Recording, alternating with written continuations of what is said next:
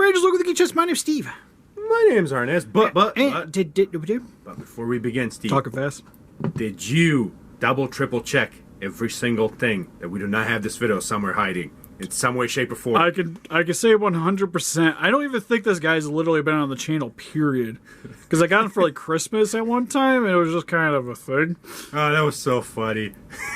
Like, it sat in a box for the longest time. I was like, I guess I should open it, because this is like way after Pacific Rim has been a thing for a while. And like, I found it at Toys R Us. The box is banged up, and I'm like, guess I'll grab it. You should have kept the box. The difference between no box and box. The box was essentially non-existent. Ooh, like bad? It was pretty bad. Ooh. Yeah, I think I got this for like $20. Yeah, he sells for a few pennies now. So. Yeah, I was like, so in comparison to nowadays, he's kind of a steal. Also, just realized I never mentioned at the beginning of the video, but today I'll be going over the NECA Pacific Rim Hardship figure. And you guys can kind of see the picture at the end of the video. Oops. But if you guys don't know who this Kaiju is, I wouldn't blame you, because he shows up for like 5 seconds in the movie. Because I think I gotta double check. So it'll be like the pictures at the end will have the actual Jaeger. Pretty sure it was Romeo Blue. Was the one fighting him, the one with the extendy punch hand. Because that's where you get to see it for the first time. What scene is that from? It's when they're doing the flashbacks. You see it literally for 5 seconds.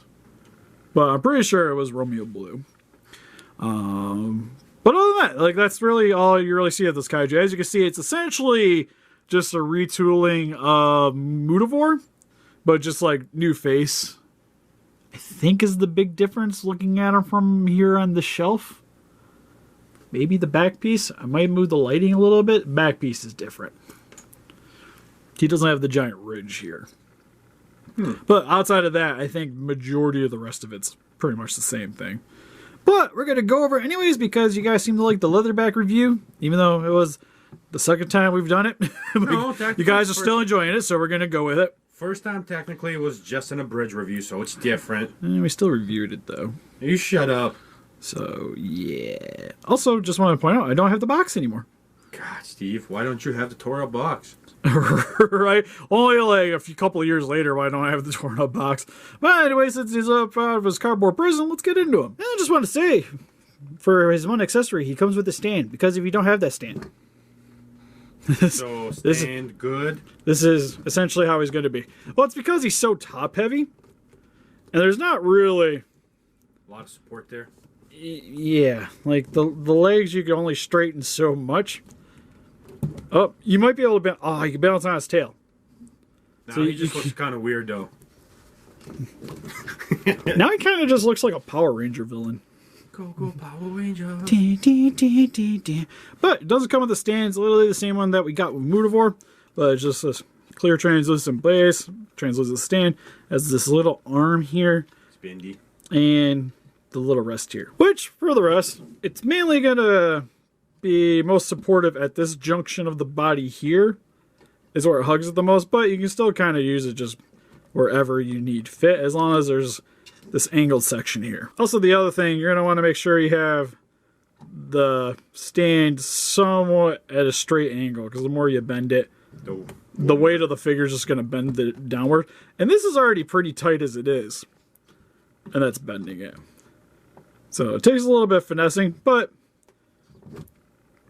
it does the job. Worst comes to worst, if it does tip, at least it still sits on there. So you got that going for you. Usually, like I said, what I do is I just have it straight angled, hold it upright, and that seems to work pretty well. And for a closer look at his details, head sculpt is weird, because it's got like this X I can tell you what that looks going like, on. But I'm not. Go on. He's a kaiju. You don't know what it looks like, Steve. It's true. You ever seen the turtles? It like rolls out and it's like flat and... Alright, we're moving on. So for his head, you have this X thing going on the tip here, and then giant base. Like, it's just, like I said, it's like an odd shaped weapon at the top.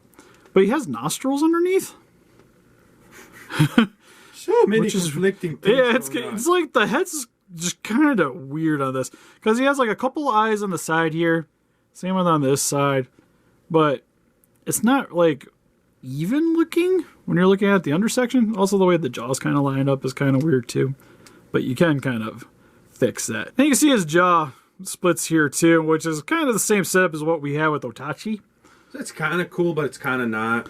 Yeah, it's more or less like collectible wise. We've seen this already with Otachi, but then again, if it's how it was in the movie, I guess it's okay. It's just I don't understand what like Guillermo del Toro's obsession with split jaws. Because we had Blade 2, and then there's a few monsters in this one that do that. But he does have a neon green tongue, which the weirdest thing about it is the tip of the tongue is brighter shade than the rest of the tongue, and I don't know why. Oh, he put it somewhere where it's supposed to go. Otachi? Is that why Otachi was pregnant? Which one is green-ish? Which one had green? I think she had blue blood. Oh, yeah, it was blue blood. I think they all did, to be fair. I think it's all blue on the inside. But teeth look very nice. Painted pretty decently.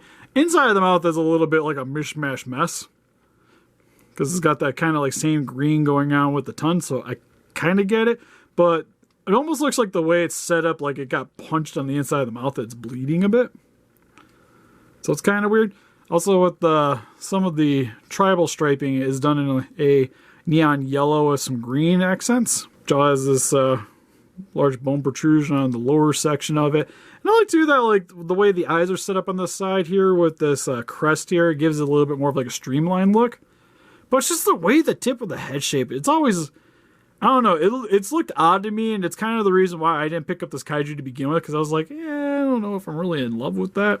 It's definitely odd, yeah. It's a very unique looking kaiju. Because for the rest of it, like the backpack is just more or less like a larger version of knife heads. Yeah. But it's just got a lot of armoring. And a paint job on it looks just like all the other guys with some few lines around. Yeah, I think it's like one of the only ones that was yellow. Like Mutavor was yellow. Well, I guess Knife Head's yellow too. Yeah, Knife Head's yellow. Okay, a lot of them are yellow. Okay, I guess I lied. But the rest of the body here, you get some armor plating here for the top of the shoulder. For the arms, large bone protrusion on the undersection here with some added little plates sticking out on the top. Nails, got 2 fingers, very jagged looking nails. I like too that like it extends outwards and then comes back and forth, so you almost got like 2 points to the 1. Which is very odd looking. And then he's got 2 little extra arms in the undersection here.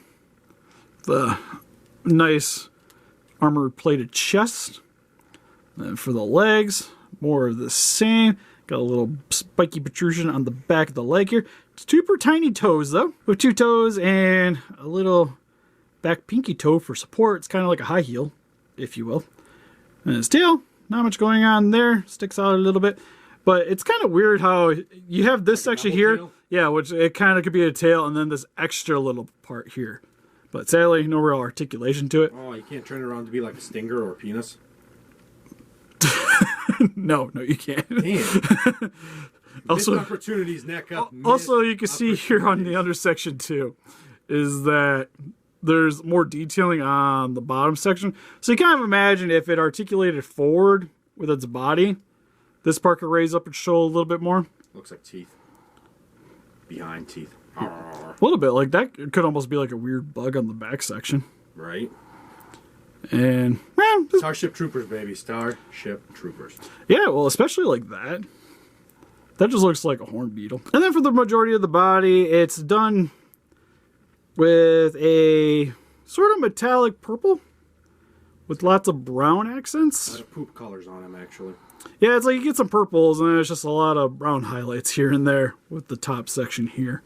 And then for its articulation, head could look side to side.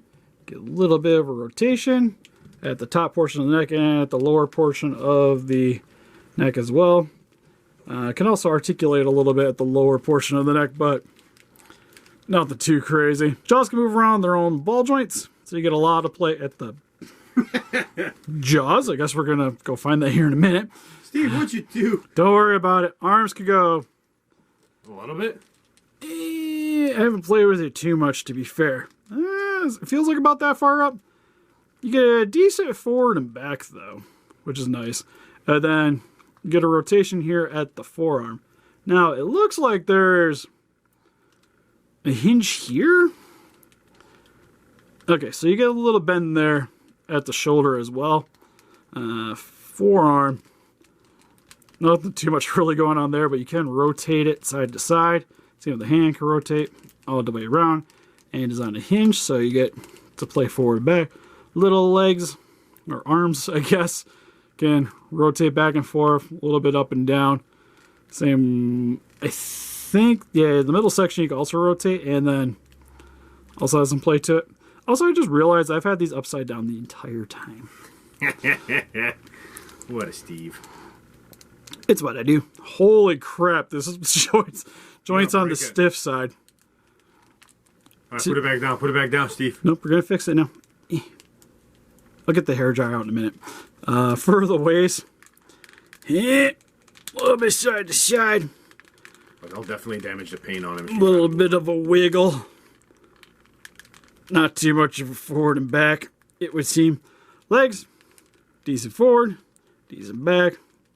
A little bit of a rotation. Rotation at the knee. Can also bend. Bend.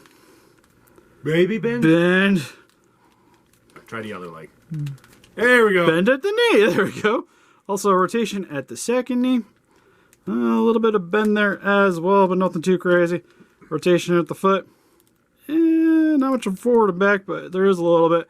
And nothing at the tail. And for quick comparisons, here we have the NECA Hardship compared next to some other NECA Pacific Rim figures with Striker Eureka, the ultimate version, and Romeo Blue. Here's some other kaijus with Trespasser and Mutavore. Which actually, real quick, just because we got them here, what I mentioned earlier about them being fairly similar, it still pretty much is outside of the end tail bit here.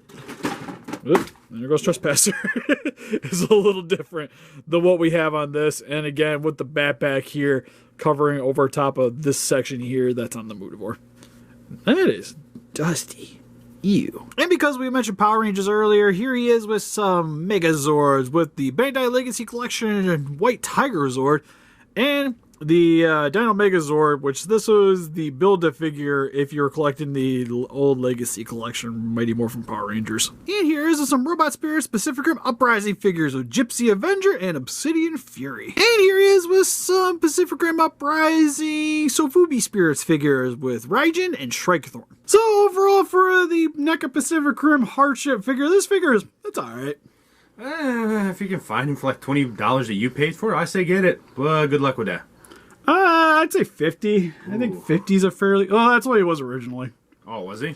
Yeah, it was about a $50 figure. Oh, okay. Then that's not bad then. I feel like out of all the Kaijus in Pacific Rim, though, that they've released, this is probably the one that you least need in your collection. Need some Onibaba in your life. There's no Onibaba figure, though. Exactly. Which is weird. Because it's actually like a focal Kaiju in the movie. And this guy isn't, so why is he here and not him? Because we had to make more money out of Mutavore mold. It's sad, because it's true. Pretty much. So, if you guys are really into Pacific Rim, I would recommend trying to get a hold of this guy. But if you're just a fan and only really want a few of the Kaijus, this is probably one of the ones you can skip on. Definitely. What do you guys think? If you guys picked up this figure, what's your favorite Kaiju Pacific Rim? Or is Uprising just more your thing? Please let us know in the comments. We also have an Instagram, Patreon, Pinterest, and Facebook. If you guys like to keep up to date with the channel and donate, we'd greatly appreciate it. And help us defeat this Kaiju by hitting that like button, subscribe, and come range today. See you guys in the next video.